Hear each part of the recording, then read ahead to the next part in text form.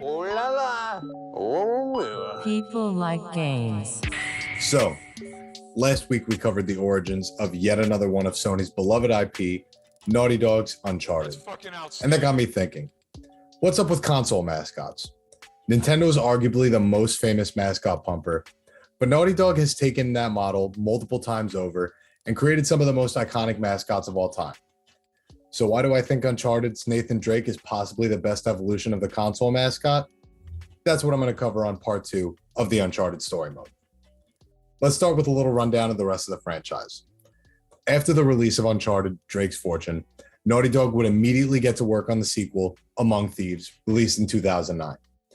While there wasn't too much gameplay-wise that changed between these entries, Naughty Dog was able to take the opportunity to develop their characters and world even further and answer to everyone who said their first game was too short.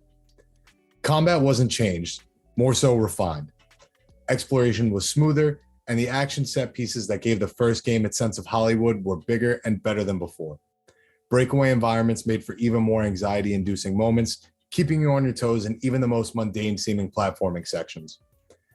And with a clear vision in mind from the start, the settings of each level could be even larger and more unique than the last. Uncharted Among Thieves took the cinematic feeling of Uncharted and cranked it up to a place most games still fail to reach today, even with all the technological advancements we've made since then. To this day, Among Thieves is known as one of the best PS3 games of all time, if not simply one of the greatest games ever, full stop. And to top it off, they even added a wholly unnecessary multiplayer mode that felt like it was more than just an afterthought.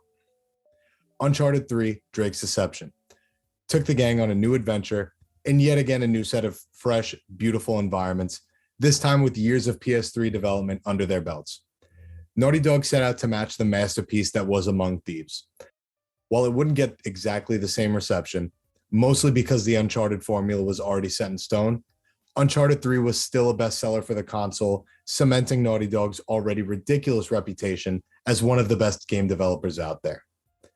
With Uncharted 3 wrapping everything up, it seemed like Naughty Dog was ready to go full force into The Last of Us, so when the PS Vita was Sony's next big thing, Uncharted was handed off to Bend Studio to develop the series' first mobile title, Golden Abyss, in 2012. Obviously, this didn't pack the same punch as a new mainline title. It was still a classic Uncharted game at its core, even through a new studio's hands. When it comes to Uncharted 4, we get to look back once again at Jak and Daxter. With the rise of the PlayStation 4 came much more power that Naughty Dog had at their disposal, and this allowed them to revisit some of their ideas from when Uncharted was still Jak 4. The open-ended environment they were looking at was now a reality, and this would shut down their biggest complaint about the series, linearity. All the while, the characters we grew to love over 4 games continued to develop as we looked into Drake's past and put a real bow on the series. Now you may be asking, what does this have to do with console mascots? Well, it's really got more to do with the evolution of the console mascot. When I say mascot, I'm sure some of the first names that come to mind are Crash Bandicoot, Spyro the Dragon, and of course, a whole slew of Nintendo IP like Mario and Link. The mascots of old were cartoonish, one-note characters who experienced little, if any, character development throughout their entire series. Taking a step back, they may even feel like placeholders to pump out repeated formulas over the years that often prevailed simply because of nostalgia. Don't take that as me knocking any of these series, but you can't look past the countless Mario games that rinse and repeat the same formula we've been going through for decades, even if they are amazing platforming experiences. Most importantly, though, mascots were console sellers. Think about it. Nintendo doesn't release a console without a Mario or Zelda game at the ready. And it makes sense. People gravitate towards familiarity when entering a new console generation. So what does Uncharted do that makes it different? Nathan Drake and the rest of the cast came during an era when gaming mascots had started to mature. God of War's Kratos and Halo's Master Chief are perfect examples. Mascots were no longer relegated to E for everybody, but much of the formula stayed the same. These guys came from fantastical worlds and for the most part were one-note characters. Master Chief rarely said a word, and it wasn't until God of War 3 that we truly saw Kratos begin to change. Uncharted took a new approach, though. Their crew was grounded, mostly, in reality, and meaningful development was present throughout the entire series, not just in one game. These realistic characters, along with the series' famed Hollywood-style cinematography, did more than just sell consoles. It saved the PS3 and Sony from going over the edge.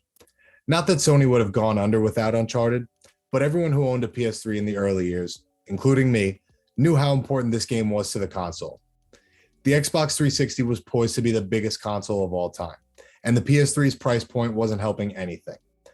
But with Naughty Dog's experience developing Mascots, and their overall being one of the best studios of our time, they were able to ground this mascot paradigm in reality and create the most relatable mascot of all time.